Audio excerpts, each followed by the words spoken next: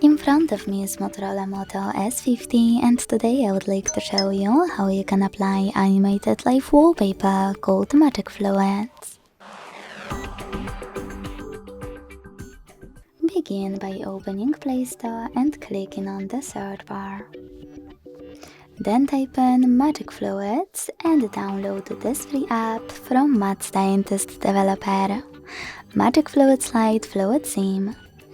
When it's ready, launch it, and to mute the music, select Consent and tap on the node icon at the bottom left corner.